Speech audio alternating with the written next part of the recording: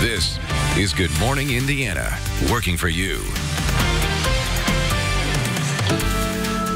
It's Tuesday, May 12th, and right now on Good Morning Indiana. It was basically a moral decision on our part that from the safety of our employees, the safety of the community. This morning, checks are on the way for businesses receiving the second round of payment protection funding. Working for you, we're looking at how local businesses are using the funding to rebound. Some people in central Indiana are getting stimulus checks that aren't meant for them. I'm Kara Kenny. Will tell you what to do if this happens to you. Restaurants across much of the Hoosier state are back open for business. It's honestly just been very busy. A lot of people in and out, a lot of people for lunch. This morning, how they are counting on the community to keep doors open.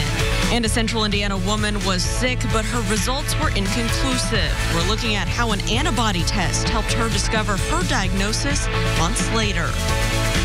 And it is 6 o'clock here Tuesday morning. Thanks for joining our team on Good Morning Indiana. I'm Lauren Casey. We are continuing our social distancing this week, so Todd Clausen and Rafael Sanchez are reporting from home. Good morning, guys. Rafael, thanks for joining us from down in Franklin.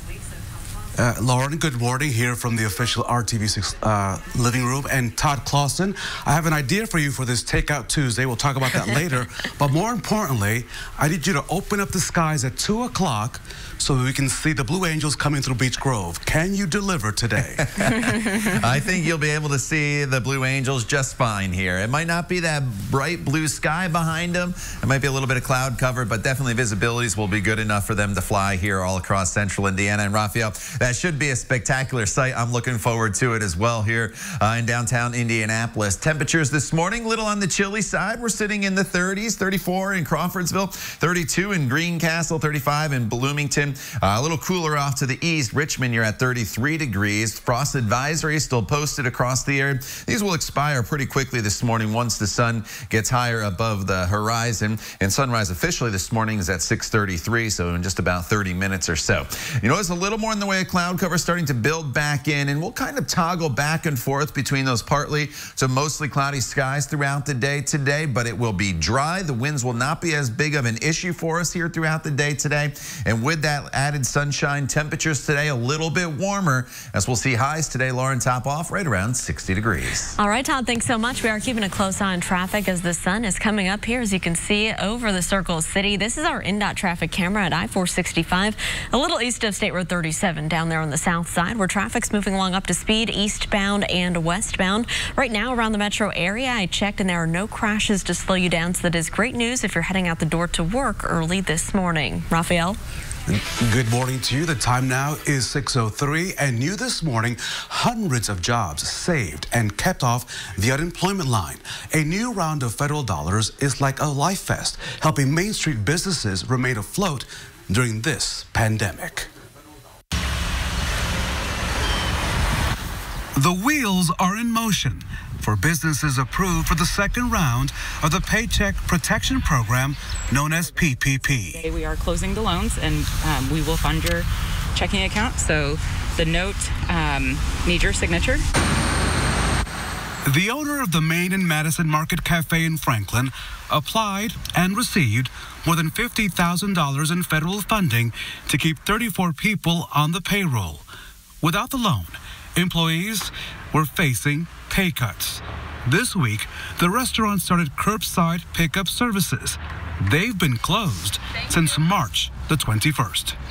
It was basically a moral decision on our part that from the safety of our employees, the safety of the community, looking at what at that time was considered an essential business, we didn't necessarily feel like a house-made croissant was an essential for people, and we felt like we were kind of doing a service in that people weren't outcoming. People were supposed to be staying in place. Mutual Savings Bank processed 60 loans, impacting 450 jobs in Johnson County alone. There were connectivity issues with SBA's E-Trans system, and we experienced it just like everybody else, but we just persisted because at the end of the day, these are folks we see, they're our neighbors. There is no sign of a specific date for the reopening of the Boys and Girls Club of Johnson County. Their loan of more than $40,000 is saving the jobs of 3 full-time and 1 part-time employee waiting to welcome kids back. This is what we do. You know, my staff are dedicated and would be working no matter what, and we're ready to get back and get the kids back in our building. And it takes a lot of planning to open a building back up, and without these loans, we wouldn't have been able to pay them to do that. So the first round of PPP loans saved more than 880 jobs in Johnson County alone. Nationwide, the average loan size is $79,000, involving more than 2.2 million loans around the country. Raphael, thank you. Now we want to get to the very latest on the COVID-19 pandemic and how it's impacting Hoosier families just like yours. The state health department reports 32 new deaths from COVID-19 here in the state of Indiana, bringing the total to 1,411 Hoosiers dying from the coronavirus. The state also confirms 511 new COVID-19 cases, and that means 24,627 people in the state have been diagnosed with the virus since this all began. And this morning, officials in Greene County are investigating 7 new COVID-19 related deaths. Those deaths happened at Glenburn Home in Linton. The additional deaths have all happened since the facility last updated numbers on Friday. At this hour, the facility is also monitoring 77 cases of the virus inside. Time now is 6:06. As researchers continue to study COVID-19, we're learning more about the virus. Our Kelsey Anderson joins us this morning with the story of a woman who was so sick she was admitted to the hospital, but they couldn't confirm she had COVID-19 until she was fully recovered. Kelsey, good morning. Jenny LeBaum spent 2 nights in the hospital with pneumonia. This was in early March, and she was tested for COVID-19, but those test results came back negative, and it wasn't until 7.5 weeks later when she got the antibody test that she realized she in fact did have the coronavirus. Her symptoms started out with chills, body aches, fatigue. She thought she had the flu, but after a swab, doctors confirmed it wasn't that. A week later, LeBaum went back to the doctor because her symptoms had gotten worse, and they said she had pneumonia and sent her home with an antibiotic. Eventually, she was admitted to the hospital where her biggest fear was catching the coronavirus. But they tested her for that, and again, those test results came back inconclusive. But her doctor still had a feeling it was more than just pneumonia. And once the antibody test became available in Indiana, my doctor ordered it right away, and that came back in probably less than a day, and it was positive, which kind of was no surprise, but also still a shock because I was like, wow, I was really sick. LeBaum tells me she feels guilty now that she knows she had the coronavirus and wasn't taking extra precautions. She's sending emails to anyone she was in contact with from the week before she was sick to a week after. Her husband and her 2 kids also took the antibody test, and to their surprise, their results came back negative. LeBaum tells me she does plan on donating plasma to help others fight off the virus. I'm Kelsey Anderson, RTV6.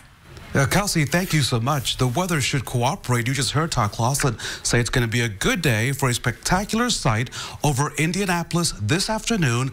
A flyover by the Navy's Blue Angels. Their F-18 Hornets will be honoring healthcare workers, first responders, and other essential workers serving on the front lines of this pandemic. The flyover will take 11 minutes as they come into sight, first starting in Beech Grove at 2 o'clock before moving on to Claremont, then Avon, downtown Lawrence, and one last pass through downtown Indianapolis. Well, many restaurant owners here in Indiana are taking their first steps on a path to normal this week, and they're reopening their dining rooms with some restrictions. Our Alyssa Donovan is joining us live this morning with how a Canby Sports Bar that's just outside of Marion County is now welcoming their customers back. Alyssa, good morning.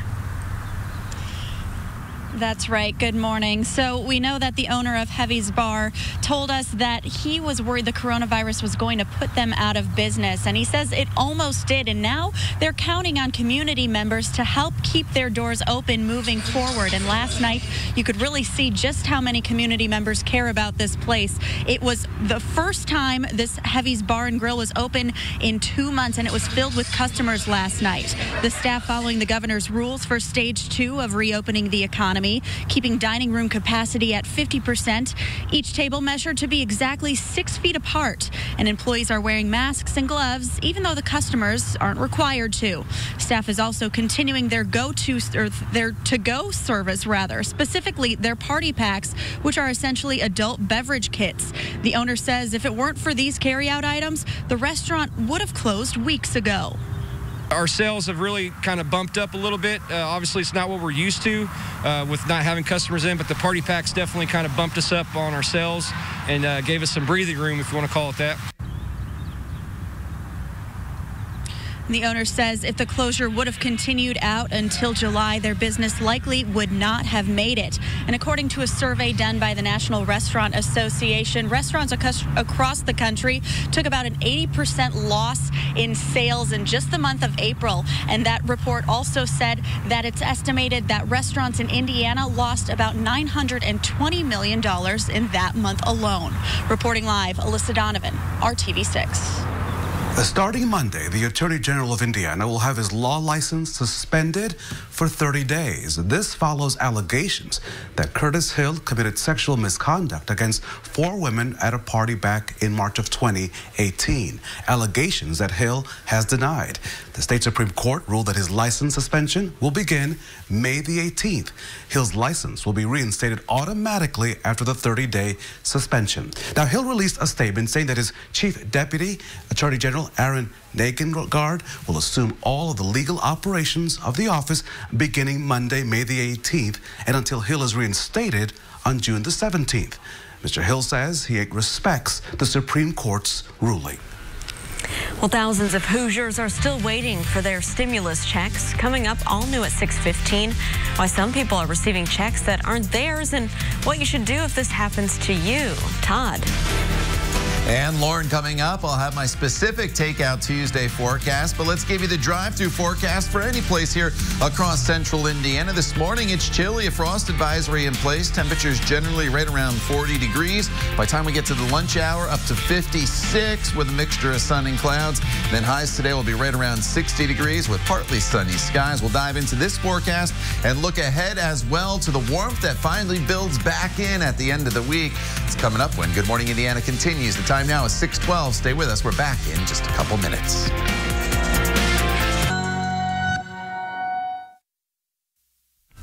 It is 6:15. Welcome back. While many people in central Indiana wait for their stimulus payments, some, Raphael, are getting checks that don't even belong to them. The Rebound is our initiative here at RTV6 to make sure that you get back on your feet moving forward from this pandemic. And Call 6 Investigates Kara Kenny talked with a Beech Grove man who wants to make others aware of this problem, and we're finding out what you can do if this happens to you. Many people are going to their mailboxes to look for that stimulus check, but some are getting checks that aren't even meant for them. Jay Tilden of Beech Grove already got his stimulus check via direct deposit, so he was surprised when he got a $1,200 paper check in the mail for his mother, Lillian. Jay showed us this death certificate showing Lillian died January 12, 2018 at the age of 73. So I was surprised and immediately thought about how this was something that potentially was fraud.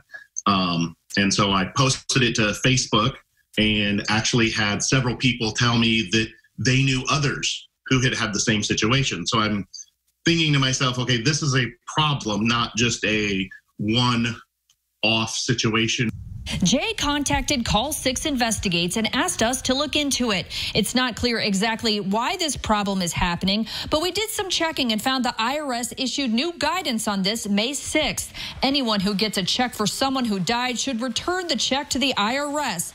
Write void in the endorsement section on the back of the check. Mail the voided Treasury check immediately to the appropriate IRS location. Include a note stating the reason for returning the check. If you did happen to cash a stimulus check for a deceased family member, you'll need to pay back the government by writing a personal check to the U.S. Treasury. Jay Tilden wants to make others aware that this can happen. Well, thank you for doing the story, because I think it's important that, people know what to do with the checks and that it's not, something that they should be taking advantage of. You do not have to return the stimulus check if your name is also on it. For example, if you filed your taxes jointly.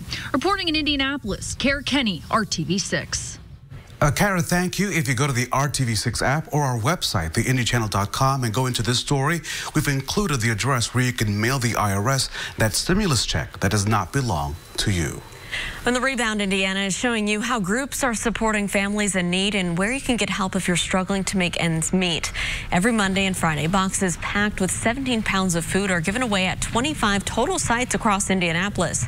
Gleaners Food Bank and Indianapolis Public Schools are behind this effort. It started back on March 20th, shortly after schools canceled in-person classes and the stay-at-home order took effect. You can find a list of times and locations to get these resources by going to myips.org. It is time now for a check of our Tuesday forecast. Todd, as folks are heading out there this morning, what can they expect? You know, really chilly here this morning once again, Lauren. We have that frost advisory that's in place across most of central Indiana. But going forward, this forecast really does start to improve. It's warmer today than it was yesterday. Yesterday, we only got up to 49 degrees. Today, we're up to 60. I know it's still below normal for this time of year, but at least it's a step in the right direction. We're finally above normal on Thursday. But with the warmth also comes some rainfall that'll be heading our way. 33 right now in Peru, 35 in Bloomington, 36 in Indianapolis. Fisher's down to 33. So many locations getting close to that freezing mark. That's why the frost advisory is in place. So hopefully you covered up some of your plants if you needed to do so last night before you went to bed. We noticed a little bit in the way of cloud cover starting to build back in. We cleared the skies out overnight, and that's one of the reasons why it got so chilly across the area once again. But as these clouds move in, we are going to see our temperatures slowly start to climb. Now, thankfully, this rain is going to bypass us to the south. We don't have to worry about that, but we are just on the northern fringe here of the cloud cover from this storm system, and so that's what's going to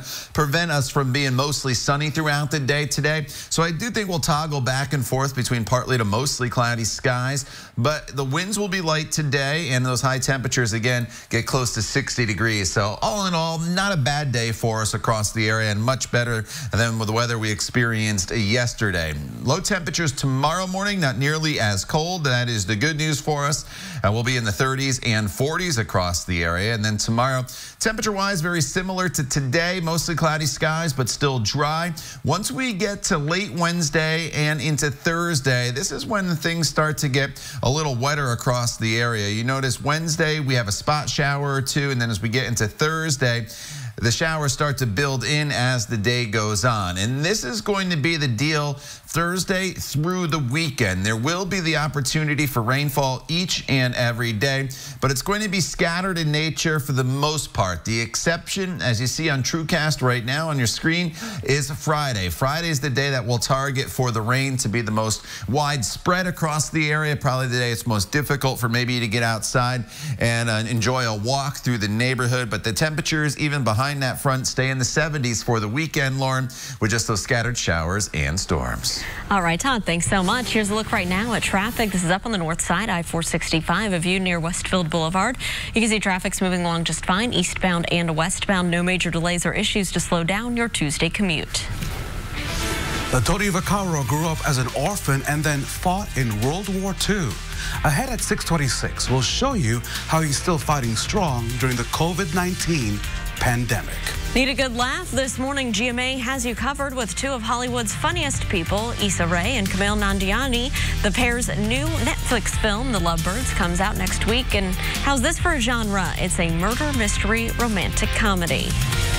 And this is really important. Did you know that 85% of those with pre-diabetes don't even know they have it? You can take a 60-second anonymous quiz to find out if you're at risk at diabetes.org/Indiana Risk Test. RTV6 is a proud partner of this year's American Diabetes Association's Indiana Tour de Cure, and this year it's going virtual on June the 6th. We encourage you to get active by walking, running, or cycling. Good morning today to Attica, Anderson, and Avon. You're watching Good Morning Indiana right here on RTV6.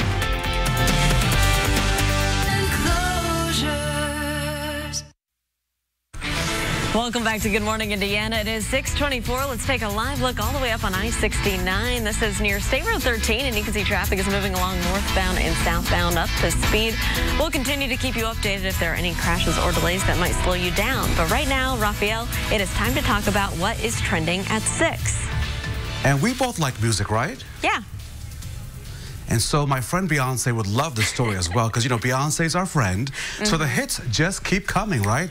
So people retired in several states have found a new volunteer opportunity amid this COVID-19 pandemic, an online show called The Radio Recliner. The hour-long program started last month with quarantined people who are retired in Middle Tennessee recording from their assisted living centers. Now seniors in Georgia and Alabama have joined the virtual DJ booth, spinning some tunes and even sending out their dedications. I am sure that on their playlist is a little Beyonce and a little Frank Sinatra. Okay, I bet you're right, Raphael.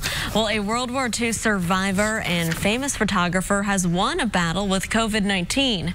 His family thinks 97-year-old Tony Vaccaro caught the virus by talking to people in his Queens neighborhood. Vaccaro was an orphan during the Great Depression. He survived the Battle of Normandy in World War II and went on to become a fashion and celebrity photographer, shooting subjects like Pablo Picasso, Georgia O'Keeffe, and John F. Kennedy. Wow, what a guy. That is quite a list. And this is a day to honor the commitment of Dana Longnecker. She's our hometown hero on this Tuesday. Congratulations to her. Dana is the chief public health nurse for the Clinton County Health Department. We thank her and all those giving their personal and professional best during this health emergency. Now, time to check your forecast with the one and only TK. Hey, Todd Clausen, good morning. Hey, Raphael, good morning to you. It's a decent start to our day. It's a little bit chilly, but at least we're enjoying some sunshine, and that sunshine initially here this morning is going to help us out and warm our temperatures fairly quickly throughout the course of the morning hours. We'll jump from about 38 here at 8 a.m. to 56 degrees by the noon hour. The problem is once we get to the afternoon hours, we'll build in probably a little more in the way of cloud cover across the area, and that's going to prevent us from warming a whole lot more throughout the remainder of the day, as we'll only go up another couple degrees. But when you compare today with 60 degrees and some sunshine to yesterday when we only got up to 49 degrees with lots of clouds around, we are moving in the right direction. 70s return to the forecast and above normal temperatures starting on Thursday. All right, Todd, thanks so much. Stores and malls here in Indiana and across the country are slowly starting to reopen. And this morning, our John Matarese is working for you and looking at changes Apple stores are rolling out as customers start to return. As stores and malls begin to reopen this month, one store that will be very popular will be the Apple Store. But before you rush there with your broken phone, we have a caution.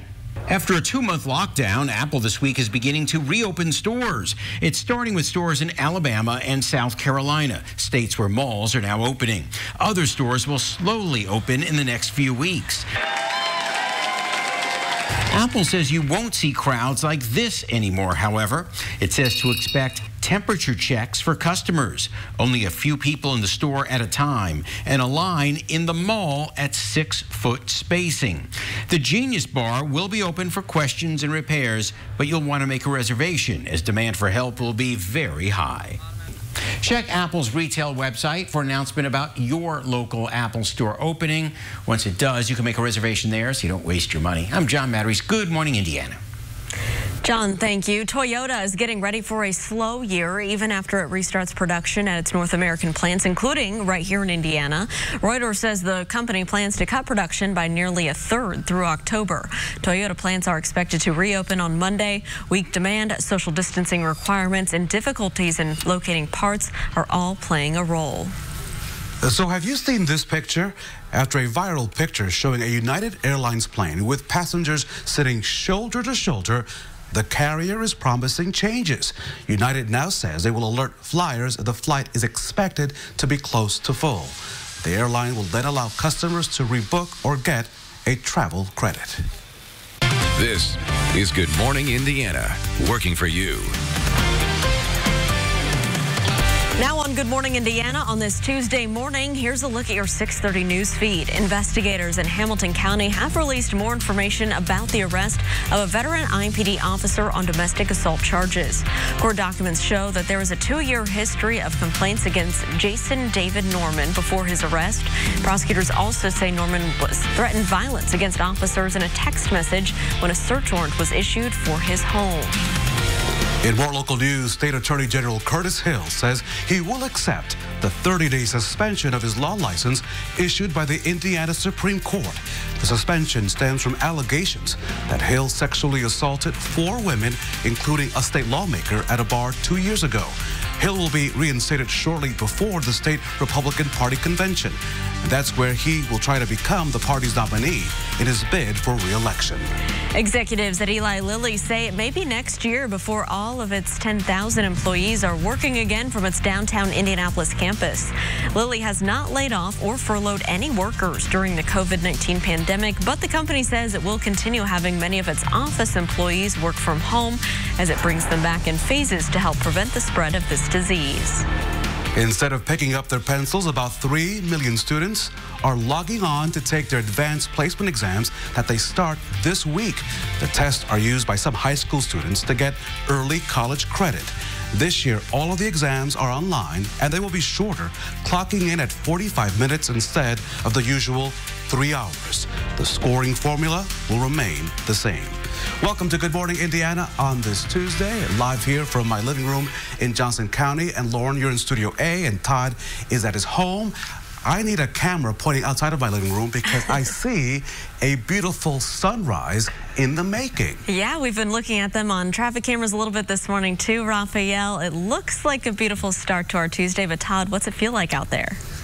Yeah, you know, just go to the window, stare, watch the sun come up, and enjoy the warmth from your own home because, yeah, it's a little chilly outside. That's probably your best bet, honestly, here this morning as temperatures are in the 30s all across the area. So if you do have to venture out, make sure you have a jacket handy. 36 in Indianapolis, 35 in Bloomington, 33 is the current temperature in Richmond right now, and there is a frost advisory that's still in place across a good chunk of central Indiana. It's just some counties off to the south and southwest, not under that frost advisory. So we cleared out overnight, and that's why we are dealing with the chilly temperatures this morning. We have clear skies off towards the east. That is the good news, but you do notice a little more in the way of cloud cover from Terre Haute to Bloomington and then off into portions of Illinois. And we'll go back and forth between partly to mostly cloudy skies here throughout the day today, but we will have more in the way of sunshine than what we saw yesterday, and as a result, temperatures will be a little bit warmer, so just be a little bit patient here this morning, get through the chilly start,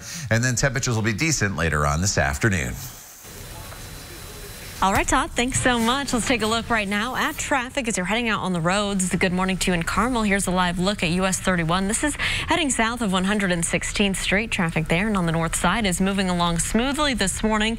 Right now, the only crash I'm monitoring around the metro area is on the southwest side of town, and that one is blocking a few lanes of the interstate.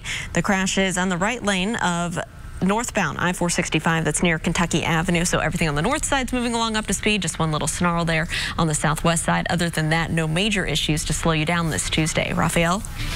The time now is 6:32, and new overnight, 2 people are dead, another in critical condition after a stabbing on the west side of Indianapolis. Here are the details as we know them right now. This situation happened around 9:45 last night at the Carriage House West Apartments. That's near 16th and Lyndhurst. Now, when officers arrived, they found 3 people suffering from what appeared to be stab or puncture wounds. An adult woman was pronounced dead at the scene. Another adult woman and man were taken to the hospital. That man later died. The second female remains in critical condition this morning. Police say 2 witnesses were detained for questioning. We are still waiting to learn more about what led to this incident as well as the victims' identities. Today, IMPD and Indianapolis Mayor Joe Hawk said we'll talk about police reform in our city. The mayor's office says the update is in response to calls from the community. The update is coming less than a week after Metro police officers shot and killed 2 young men. Officers killed a 19-year-old man last Thursday morning. This after police say he opened fire on them in what appeared to be a planned ambush. That shooting happened just hours after another officer shot and killed 21-year-old Drayshawn Reed. That was following a police chase. Demonstrations were held for several days after that shooting, calling for justice. IMPD Chief Randall Taylor is promising transparency in this investigation. I'm infuriated by this because I feel like this happened to my son or my brother. You know what I mean? So I'm so steamed. I couldn't sleep last night. I have the right to be a dumb kid and make a stupid decision without dying. We need answers. We need answers. I can promise you that we'll run a fair investigation. I'm always willing to listen to family members and their concern. I don't have all the answers right now. I hope to get them as the investigation goes, but I can promise the community that we will be transparent. Well, today's update will not give specific updates on those cases, but will focus on ongoing police reform. It's scheduled to begin at 10:30, and you can watch it on the RTV6 app and also on the RTV6 Facebook page. Lauren, good morning. I've been making calls on that issue. I'm hearing the reforms involve issues that Metro Police have been tackling already to improve policing. That'll happen at 10:30, and then at 11:30, we will hear from the family of Drayshawn Reed as they talk to reporters. Reed's family and other demonstrators who have been to the scene over the past weeks have questions about the police department's account of his shooting last week. Officers say that Reed fled, did not listen to commands, and exchanged gunfire with the officer. That incident was captured on Reed's Facebook Live page, which is also being investigated. Reed's family will speak at the intersection of 62nd and Michigan today at 11:30. We will be able to watch it live right here on the IndyChannel.com as well as the RTV6 Facebook page. The time now is 6:36, and as we continue to navigate our way through the COVID-19 pandemic, we learned about the symptoms and the recovery times for everyone can be very different. And we also know the test results can also sometimes not be very accurate. Our Kelsey Anderson spoke to one woman with a unique story. Kelsey, good morning. Jenny LeBaum is a mother, wife, and professional. She was living her normal everyday life like most of us before social distancing and this pandemic hit Indiana. But now she is filled with shock and guilt, knowing that she had the virus before and she didn't even know it. I actually thought I had the flu. Towards the beginning of March, Jenny LeBaum thought she had the flu, chills, body aches, and fatigue. I went to the doctor to get a flu test, which was negative, but I felt better. So I was moving around just the way any of us would. There was no quarantining back then. And then I got worse. A week later, she says she felt awful and called her doctor, who after chest x-rays found she had pneumonia and eventually admitted her to the hospital. At the time, I was more worried about catching the coronavirus in the hospital because I didn't think I had it. I just thought I had a rogue flu bug. While in the hospital, she was tested for COVID-19, but she didn't get the results until after she was discharged. One of the results came back for my nose, and that was negative. And then the throat swab took even longer. It was almost 10 days after they swabbed me that I got that result, and that was unspecified. LeBaum tells me her doctor had a feeling she had the virus despite her inconclusive results. So once the antibody testing became available here in Indiana, her doctor ordered one. And it was positive, which kind of was no surprise, but also still a shock because I was like, wow, I was really sick. Her family also did the antibody test and to their surprise came back negative. They were around me the entire time. We were touching the same doorknobs in the house. 7.5 weeks after she was sick, riddled with guilt that she may have passed the virus to someone she knows, LeBaum is sending emails to anyone she was in contact with. I thought, oh my gosh, who did I expose? My doctor said it was too late to do contact tracing, but I have sent emails to anyone I was around the week before I got sick and the week I was sick just to let them know because I feel like it's the honorable thing to do. She says once she gets the proper paperwork, she does plan on donating plasma so she can help other people fight off this virus. I'm Kelsey Anderson, RTV6. Regardless it's a union job and regardless that it's good money and stuff, it's not worth my life. His business is open again, in part because it was ordered to, but at least one Tyson worker in Logansport says he's not ready to go back yet. The Tyson plant closed at the end of April. On almost half of its 2,200 employees tested positive for the coronavirus. It reopened last week with assurances from the state and the company that safety measures are now in place. But employee Gary Whitehouse tells us he doesn't think any of that will do any good if the stations are set up like they were before the plant shut down. That's why he decided he's not going back to work.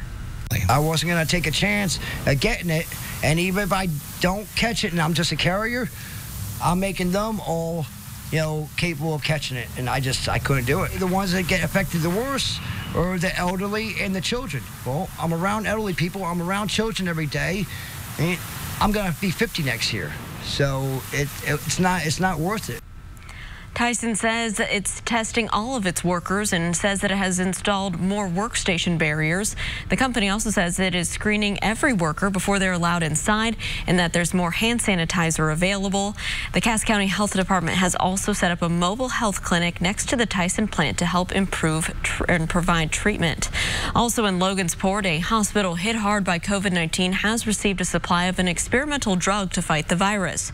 Remdesivir is being used on a very limited basis to treat coronavirus patients. Logansport Memorial Hospital says the hospital formed a team of doctors to determine who should get the drug and how it should be administered. Cass County has a population of about 38,000 people. More than 1,500 residents have tested positive for COVID-19. Most of the cases are among workers at the Tyson Meats plant. The COVID-19 pandemic almost cost them their business. Up next, our Alyssa Donovan shows us what one restaurant looked like when it reopened its doors for the first time in 2 months. You're watching Good Morning Indiana right here on RTV6. We are Value City Furniture. It is 6:43. Restaurants are reopening for dine-in service across our state this week. It's all part of Governor Holcomb's Stage 2 reopening of the economy. Our Alyssa Donovan is live this morning at a restaurant in Canby that welcomed customers for the first time last night. And Alyssa, I'm going to Venmo you some money so you can bring us some lunch back. Curbside, of course. Curbside. Okay, you know what? If it's on you, I am all for it. And you know what? This was a very exciting place to be last night. For the first time in 2 months, customers were asked to sit and stay a while here at Heavy's Bar and Grill in Canby, something the owner says was something a long time coming, and he's happy that he was able to get some customers finally in the door. And you could see how many people were there last night. We have video of that. It was filled with regulars, and the restaurant opened under the governor's Stage 2 phase. Some restrictions are still in place. The dining room only half full, and the tables measured exactly 6 feet apart to keep a safe social distance. Restaurant staff are also still gearing up, wearing masks and gloves. Customers are not required to do the same. We spoke with one of the owners about the reopening, and he says he was so glad to see tables filling up again and is now counting on the community to help the business recover. If this would have continued on till July, I don't know if we would have made it till July. We would have tried our best. We would have fought tooth and nail. That's one of my mom's biggest things. She'd never give up until the very end. But we're just happy to be open and to see everybody is the main thing. Like many restaurants, Heavy's Bar and Grill struggled during the 2-month closure, still providing takeout, but taking a major loss in sales. And this restaurant will continue with its to-go service for those customers who maybe aren't quite comfortable with dining in service just yet. Reporting live, Alyssa Donovan, RTV6. Alyssa, thank you. As hundreds of thousands of Hoosiers look for work, RTV6 is highlighting the companies who have help wanted signs out. Next, we'll show you some of the jobs that are available to you right now. Todd. And Lauren, it's a chilly start across not only central Indiana, but much of the Midwest as we've been locked in to this very, very chilly air mass. Well, things are going to start to change here as we work our way throughout the remainder of the week. And I think you're going to like the temperatures by the time we get to Thursday and Friday. Maybe not so much the rain that's heading our way. We'll talk all about it in your Storm Team 6 forecast. The time now is 6:45. Stay with us. We're back in just a few minutes. Keller & Keller. Right now. Welcome back. Well, Raphael, it's been our mission for about a year and a half now to connect people with job opportunities for our Hiring Hoosiers initiative. And now we know with so many people out of work here in Central Indiana, that mission is really more important than ever before. And there are so many different positions opening up during this pandemic. But where are the jobs? Don't worry about it. We have them right here. Here's our Hiring Hoosiers job feed. Rocha Vera LLC is looking to hire a remote administrative assistant right now. The job is available immediately and doesn't have to have a set duration, but it does pay $20 an hour. And the Jack Laurie Group has 3 open positions. They're looking for a flooring installer, an epoxy flooring installer, and a floor covering apprentice. All of these jobs came from our Hiring Hoosiers job board. Easy to use, right there on our Facebook page. Companies post their job openings on that board every single day. And there's also a link to the application process. Just go to hiringhoosiers.com and you can look at the job board. Now time for your forecast with Todd Clausen. Good morning, TK. Raphael, good morning to you. We're going to start you off with your Takeout Tuesday forecast here. We've been highlighting restaurants all throughout this COVID-19 pandemic that are open for business. And you can find a lot of those at the IndyChannel.com/open. And Brad Brown's been highlighting them all throughout the past couple weeks. I'm going to highlight Delicia here in South Broad Ripple or Sobro on 5215 North College. They have the best of your Latin cuisine from the Americas, Caribbean, and also Spain. My top takes: empanadas, the pork carnitas, and what I love about the options here at Delicia, if you're in the mood for anything that has a little bit of flair to it, is you can get a single order or you can get family meals. You have the option of one or the other. So if it's just you, you get the single meal or you can get the family deal and be on your way home. Now, if you're taking that home from Delicia or any of the other great restaurants here in Central Indiana, you may be ordering from. It's a little chilly this morning, but by this afternoon, we're looking at better weather that'll be heading our way.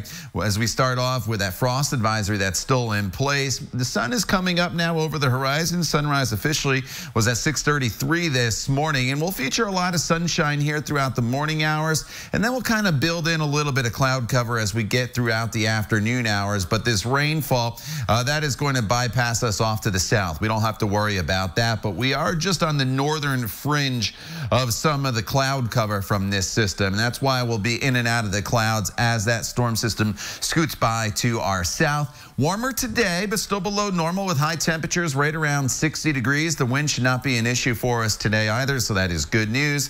And then as we work our way into the overnight hours tomorrow, not nearly as cold as it has been the past couple mornings. We're in the 30s, upper 30s for that matter, and 40s for tomorrow to start the day. And then tomorrow's temperature very similar to today, right around 60 degrees. But once we get to Thursday, that's when we'll see our temperatures jump up into the 70s. But with the warmth will come some rain chances. And you notice as we get into Thursday afternoon, the rain chances are just scattered in nature. There's still a lot of dry hours throughout the day on Thursday.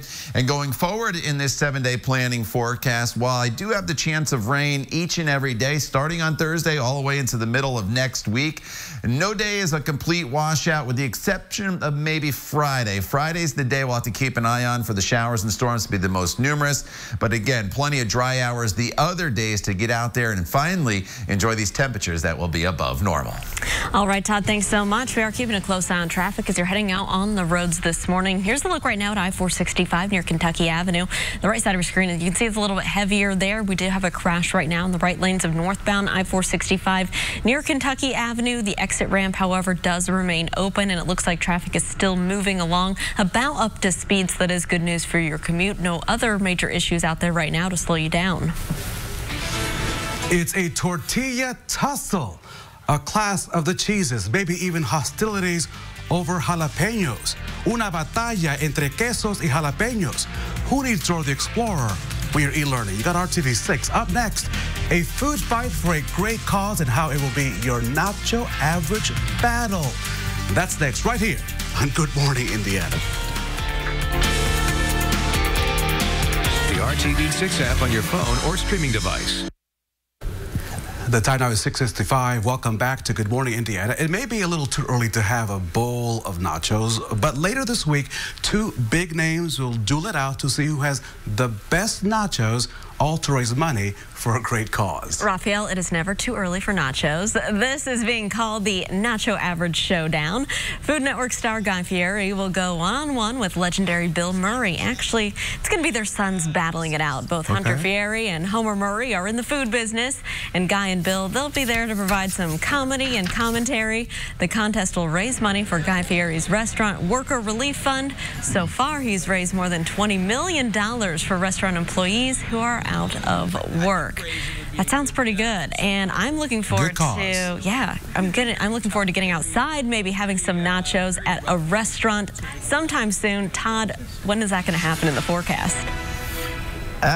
You could probably get out there, as we get into the weekend. It's going to be warm enough. The question is going to be whether or not we could see rainfall in this forecast. So as you look at your 7-day planning forecast, it's a little chilly here at the start. Today, partly sunny. Tomorrow, 62, but mostly cloudy. Thursday, some areas could get to 80 degrees with just some spotty rain showers. Friday's the day that the showers and storms are probably the most numerous. Then as we work our way into the weekend, still very warm. So Lauren and anybody else that is looking to maybe get to some of those outdoor patios, or maybe it's just in your backyard, there will be an opportunity to enjoy the warmth. You're just going to have to kind of time it out as these showers and storms will move through, but it's a trade-off I think most of us here will likely take. All right, Todd, thank you. We are back in 25 minutes and throughout Good Morning America with news, weather, and traffic updates. Remember, all your news can be found throughout the day on the RTV6 mobile app. Thanks for watching. We hope you have a great Tuesday. Enjoy the sunrise.